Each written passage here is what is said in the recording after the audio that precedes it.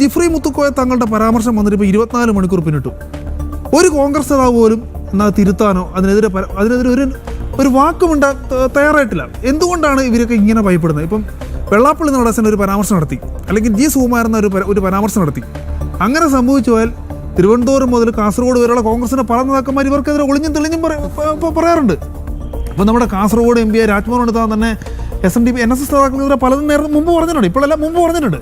പക്ഷേ മണിക്കൂറുകൾ കഴിഞ്ഞപ്പോൾ 24 മണിക്കൂർ പിന്നിട്ടും ഒരു കോൺഗ്രസ് നേതാവ് പോലും കമാന്നൊരു അക്ഷരം ഈ ജിഫ്രി മുത്തുക്കോയ തങ്ങളുടെ പറഞ്ഞതിന് വളരെ മോശമായി പോയെന്നോ, എന്നാൽ ഞങ്ങൾ മതേതര കേരളത്തിൻ്റെ മുഖ്യമന്ത്രിയാണ് VD സതീശനെന്നോ, ഈ 46.67% വോട്ടാണ് UDFന് കിട്ടുന്നത്.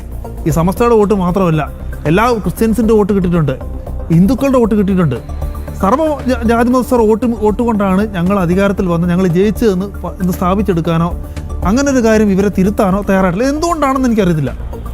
ഒരുപക്ഷെ ഈ മുസ്ലിം ഈ ന്യൂനപക്ഷ സംഘടനകളെ ഭയപ്പെടുന്നുണ്ടാവും.